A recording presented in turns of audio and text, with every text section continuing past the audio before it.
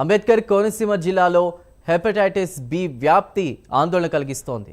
10,000 మందికి పైగా hepatitis B positive results వచ్చినట్టు తెలుస్తోంది. హెపటైటిస్ బి వ్యాప్తికి కారణాలు షాక్కు గురి చేస్తున్నాయి.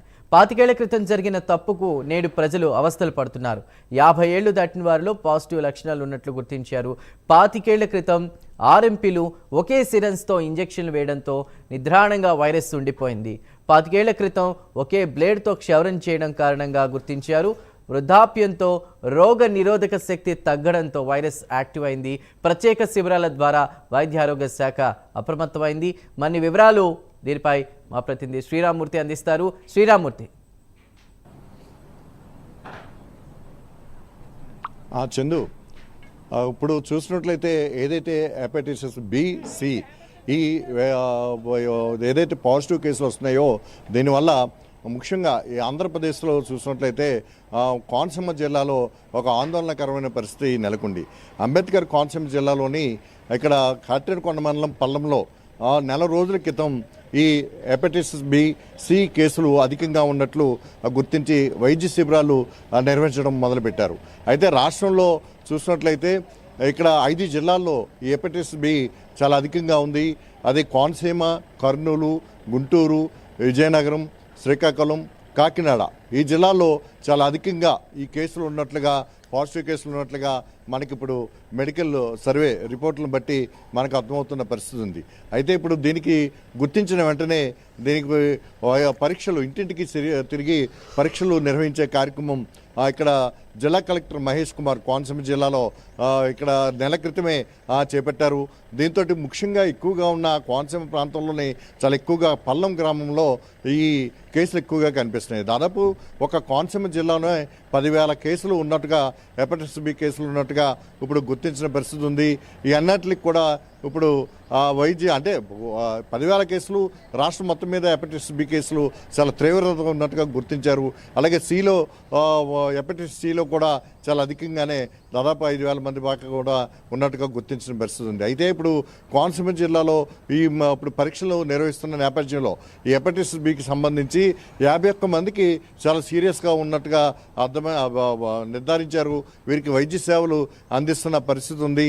అదే సి కేటగిరీలో ఉన్నవారికి అయితే 3 నెలలకు ఒకసారి వైద్య సేవలు అంటే రక్త నమూనాలను బట్టి వారికి వైద్య సేవలు అందిస్తే సరిపోతుందని చెప్పి వైద్యులు చెప్తున్నారు. అయితే బి హెపటైటిస్ బి ఉన్న వాళ్ళకి అయితే తీవ్రతను బట్టి వాళ్ళకి వైద్య సేవలు అనేక టెస్టులు నిర్వహించిన తర్వాత అందిస్తున్న పరిస్థితి కూడా ఉంది. అయితే దీని తీవ్రత గతంగా చూసినట్లయితే 25 ఏళ్ల క్రితం ఒకే నీడిల్తోటి అనేక మందికి ఇంజక్షన్లు చేయటం, అలాగే బార్బర్ షాపుల్లో ఒకే బ్లేడ్ తోటి అనేక మందికి అంటే గడ్డం కానీ ఇట్లా గీయటం లాంటి కార్యక్రమాలు చేయటం, మరొక వైపు అయితే బ్లడ్ ట్రాన్స్మిషను పరీక్షలు నిర్వహించకుండా చేసిన పరిస్థితుల్లో కానీ ఇది ఎక్కువగా సోకింది. అప్పటి నుంచి ఇప్పటికి చూసినట్లయితే చాలా నిద్రావణ వ్యవస్థలో ఉండడం వల్ల ఇప్పుడు ఈ కేసులు అంటే అప్పుడు యువకులైతే ఇప్పుడు 50 ఏళ్ళు దాటిన వయస్కులకి అందరికీ కూడా ఇది ఇప్పుడు బయటపడుతుంది. హెపటైటిస్ బి అయితే దీర్ఘకాలికంగా ఇది ఒంట్లోనే ఉండిపోతుంది. ఇది ఎప్పుడైతే మన రోగ నిరోధక శక్తి తగ్గుతుందో అప్పుడు దీని ప్రభావం చూపుతుంది. ఇప్పుడు అట్లాగా ఈ ప్రభావం చూపుతుందని చెప్పేసి వైద్య శాఖ నిర్వహిస్తున్న శిబిరాల్లో కానీ, ఈ సర్వేల్లో కానీ, టెస్టుల్లో కానీ ఇది తేలుతుంది. ఈ ర్యాపిడ్ టెస్టులు చాలా ఎక్కువగా చేస్తున్న పరిస్థితి ఉంది. పల్లంలో మొదలుపెట్టిన ఈ ర్యాపిడ్ టెస్టుల్లో దాదాపుగా 2,256 మంది వరకు టెస్టులు నిర్వహించారు. ఇందులో ఏ నుంచి అంటే డి వరకు కూడా ఈ హెపటైటిస్ కేటగిరీలు ఉన్నప్పటికీ కూడా బీసీ కేటగిరీలు కొంచెం ప్రమాదకరమైనవి. ఇందులో బి అయితే అత్యంత ప్రమాదకరమైన పరిస్థితి. అయితే దీని రోగ నిరోధక శక్తి ద్వారా అంటే రోగ నిరోధక శక్తిని పెంచుకోవడం ద్వారా దీని వ్యాధిని నివారించుకునే పరిస్థితి ఉంటుంది, కానీ పూర్తిగా నివారించే పరిస్థితి లేదు. దీనికోసం ప్రత్యేకమైన సూచనలు చేస్తూ వైద్య అధికారులు ఇక్కడ సేవలు అందిస్తున్న పరిస్థితి ఉంది.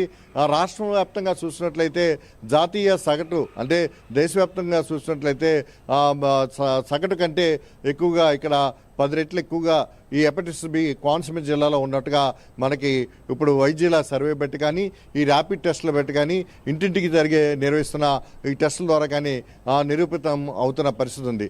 ఇప్పటికే డాక్టర్లు దీనికి సంబంధించి నిరోధక ఎవరెవరైతే హెపటైటిస్ బి ఉందని చెప్పి సి ఉందని చెప్పి నిర్ధారణ అయిందో వీరందరూ కూడా జాగ్రత్తలు తీసుకోవాలి.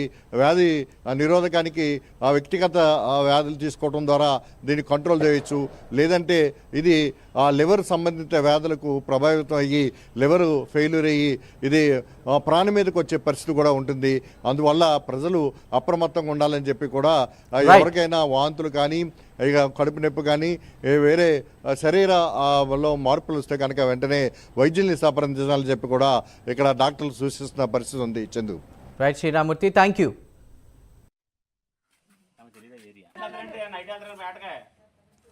మేము ఇలా పల్లంగరం నుంచి మాట్లాడుతున్నాం. ఇవి టెస్ట్లు అవి చేస్తున్నారు. నర్సులు వాళ్ళు డాక్టర్స్ వస్తున్నారు. కొంతమందికి అయితే టెస్ట్ చేశారు. 2500 మంది సుమారుగా చేశారంటున్నారు. అందులో కొంతమందికి పాజిటివ్ రావడం జరుగుతున్నవి. వాళ్ళు వచ్చినా సరే తర్వాత ట్యాబ్లెట్స్ అవి ఇవ్వడం కానీ అలాంటివి లేవు, వస్తున్నాయని చెప్తున్నారు. ఇంకా జనాభా అయితే ఇంకా ఎప్పుడైతే ఎక్కువ ఉన్నారు. ఇంకా టెస్ట్ చేయించవలసిన వాళ్ళు కూడా చాలా ఎక్కువగా ఉన్నారు. కానీ ఒక్కరు ఇద్దరు వచ్చి టెస్టులు చేస్తుంటే అవే పని కాదు. అవి వెంటనే అవుతే తర్వాత వచ్చే వాళ్ళు కూడా ఆపడానికి అవుతుంది. కొంతమంది ఎక్కువ మంది డాక్టర్లు వచ్చి ఒకేసారి టెస్ట్లు చేయడం వల్ల బాగుంటుంది. అంతేగాని 4-3 వచ్చి రోజు ఒకరిద్దరు వచ్చి అలా చేయడం వల్ల తక్కువ అవుతుంది. అలాగే ఇంకా ఎక్కువ జనాలు ఉన్నారు. ఏటగిరి కూడా ఈ 2 రోజుల్లో మొత్తం అందరూ వచ్చేస్తారు. బోట్లు అవి కడేస్తారు. దాన్ని బట్టి ఒకేసారి పెట్టుకుంటే జనాలందరూ కూడా టెస్ట్ అవి చేసుకుని ఇవి సమస్యలు ఏమైనా ఉంటే ఆఫ్ చేయడానికి బాగుంటుంది. నమస్తే అండి, నా పేరు డాక్టర్ లిఖిత, మెడికల్ ఆఫీసర్ కాటన్కోన పిహెచ్సి. నా కాటన్కోన పిహెచ్సి పరిధిలో పల్లంలో మనకి హెపటైటిస్ బి, హెపటైటిస్ సి టెస్టులు అనేవి నిర్వహించబడుతున్నాయండి. మనకి 18+ పాపులేషన్ ఎవరైతే ఉన్నారో వాళ్ళకి టెస్టులు అనేవి చేయబడుతున్నాయి. మనకి 18+ పాపులేషన్ ఒక 6000 మంది వరకు ఉన్నారండి.